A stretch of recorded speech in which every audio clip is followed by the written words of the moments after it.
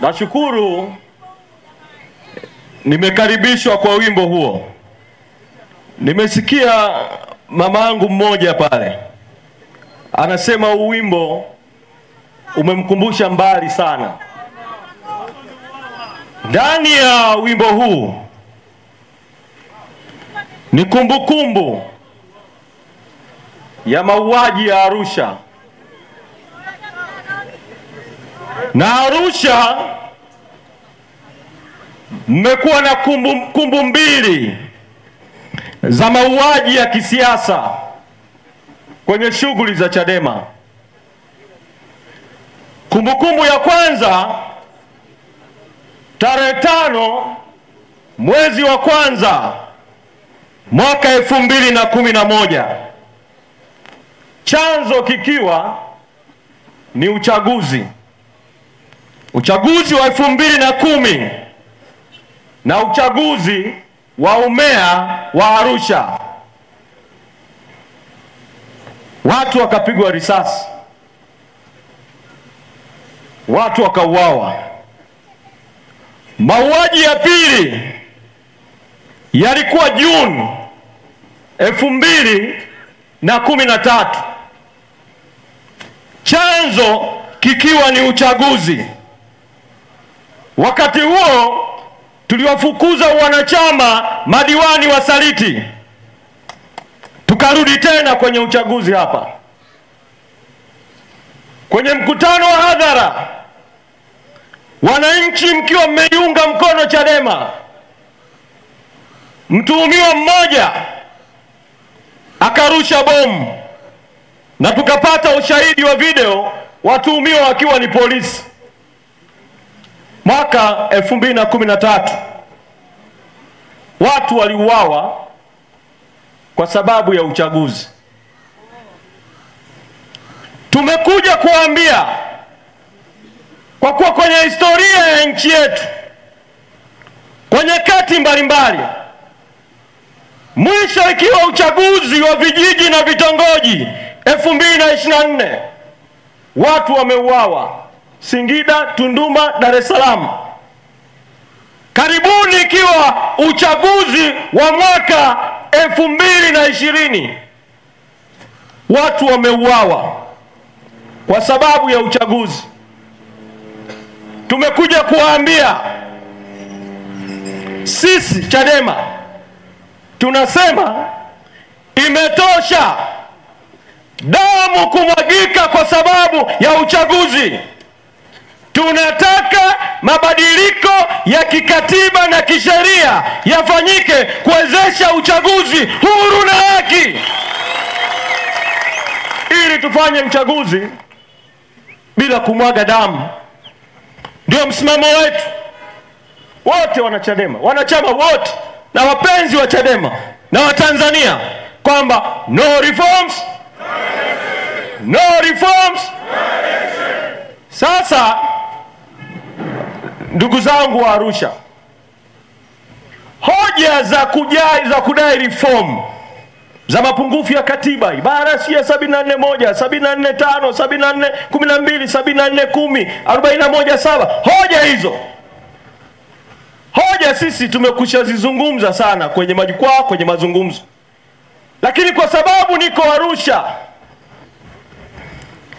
nisemee jambo moja, kwa kuwa Arusha hii ni makao makuu ya mahakama ya Afrika.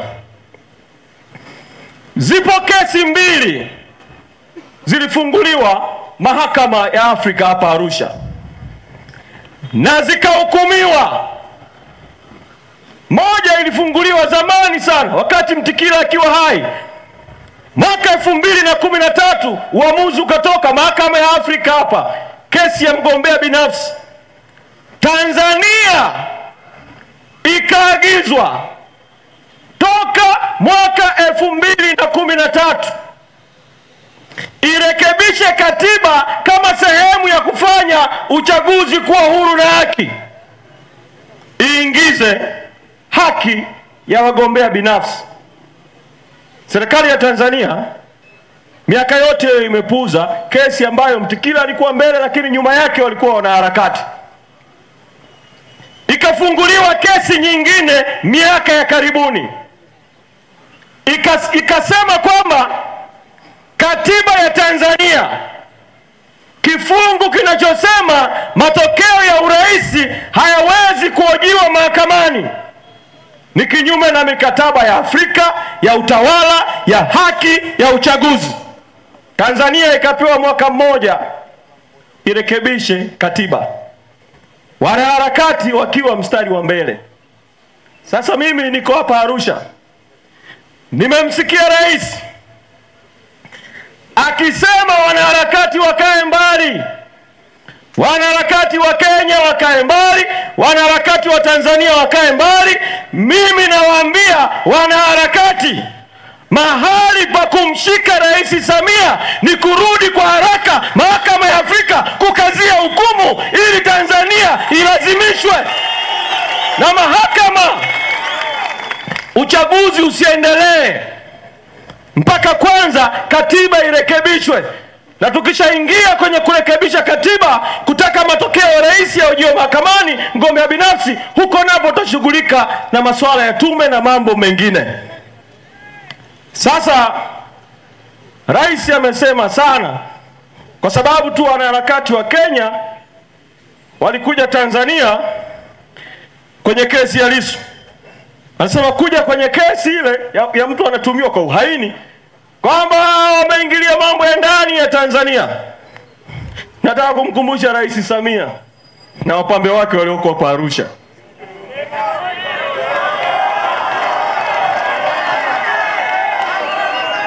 kule Zambia aliyekuwa rais Kaunda alishtakiwa kwa uhaini.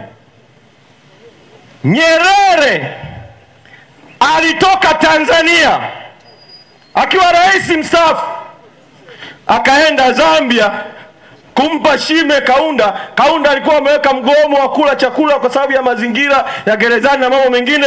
Nyerere akaenda kumunga mkono kule, akamwambia kula, mapambano yanaendelea. Sasa kama Nyerere alienda kumtetea mtu wa uhaini huko Zambia, Wakenya na wengine wana haki ya kuja hapa Tanzania, kwa sababu sisi wote ni familia moja ya Jumuiya ya Afrika Mashariki. Na makao makuu ya Jumuiya ya Afrika Mashariki yako hapa. Na bahati nzuri wanaharakati, wanasiasa tunatumia, kwa sababu hata mahakama ya Afrika Mashariki iko hapa. Mwaka ya 2019 kulifunguliwa kesi hapa, baada ya kutungwa kwa sheria mbovu ya vyama vya siasa. Marekebisho yale yakampa mamlaka mabovu msajili wa vyama vya siasa. Kesi ilifunguliwa hapa mahakama ya Afrika Mashariki, ikasema ile sheria hiyo inayompa mamlaka ya ovyo msajili wa vyama vya siasa, sheria ile ni batili, inakiuka mkataba wa Afrika Mashariki. Tanzania ifute sheria hiyo.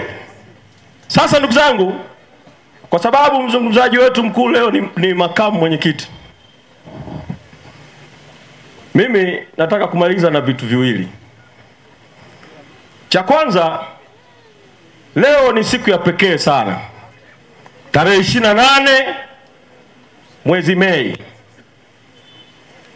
kwa sababu ndio siku ya kumbukumbu ya kuanzishwa kwa Chadema mwaka 92, kabla Chadema haijapata usajili wa kudumu tarehe 21 mwezi Januari mwaka 1993.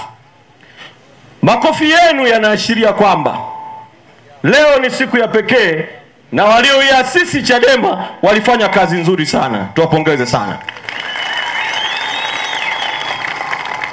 Kwenye mkutano mkuu wa chama wa tarehe 21 mwezi Januari mwaka 2025, siku ya kumbukumbu ya kusajiliwa kwa Chadema, tulipitisha maazimio mawili. Mkutano mkuu ulipitisha: moja, azimio la kuwaenzi waasisi wa chama; la pili, azimio la kuwaenzi waliouawa kwa sababu ya Chadema.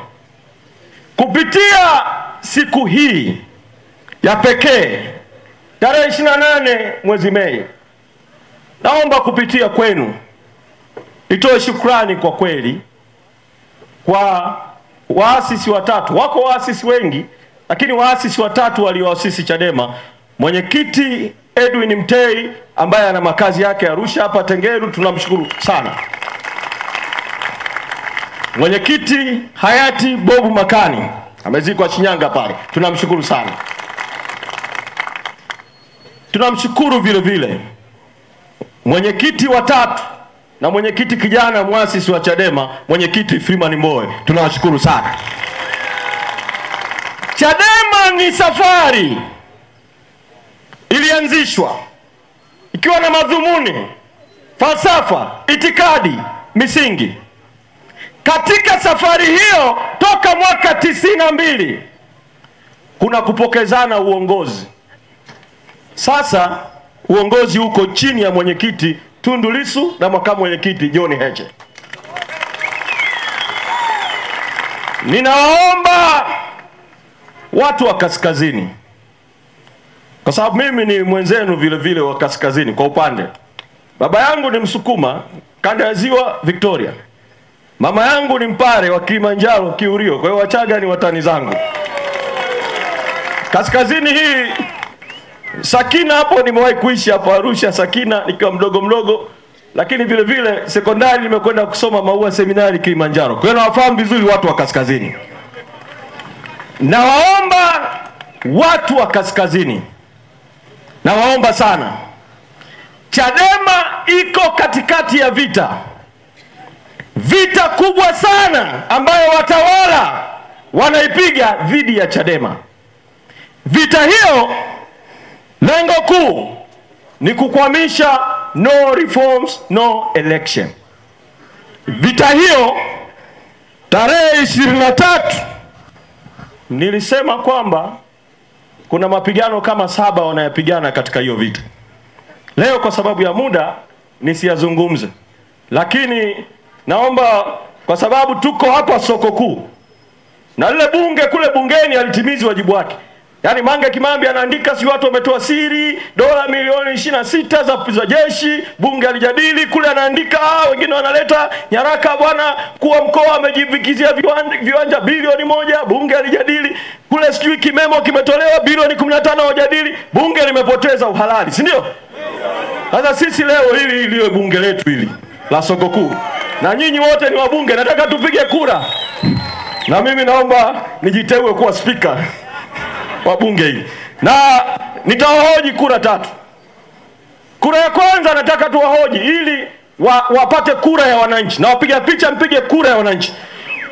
Wale mnaosema bila mabadiliko hakuna uchaguzi, no reforms no election, vidole viwili juu, vidole viwili juu, vidole viwili juu. Sasa pamoja na kura ya vidole kule bungeni wanasema ndio, si ndio? Sasa sisi tuseme no reforms no election, no reforms no election, no reforms no election, no reforms no election, no reforms no election. Asanteni sana. Kura ya pili, sisi tukiwaambia wafanye reforms, wao wanasema huu ni mwezi Mei, muda hautoshi, uchaguzi uko Oktoba, bunge linavunjwa tarehe 27. Sisi tunawaambia kama mnasema muda hautoshi, sisi tuko tayari uchaguzi usogezwe mbele mpaka kwanza reforms zifanyike. Sasa hayo makofi peke yake hayatoshi. Bunge hili lipige kura ya vidole. Wale mnaunga mkono kwamba uchaguzi uahirishwe, vidole viwili juu. Uchaguzi uahirishwe, vidole viwili juu. Uchaguzi uahirishwe, vidole viwili juu. Sasa tuwaambie kwa sauti, wasikie sauti ya watu, kwa sababu sauti ya watu ni sauti ya Mungu. Tuseme tuko tayari uchaguzi uahirishwe. Tuko tayari uchaguzi uahirishwe. Tuko tayari uchaguzi uahirishwe. Mheshimiwa Makamu Mwenyekiti John Heche, karibu sana uzungumze na Watanzania wa Arusha. People! Asanteni sana.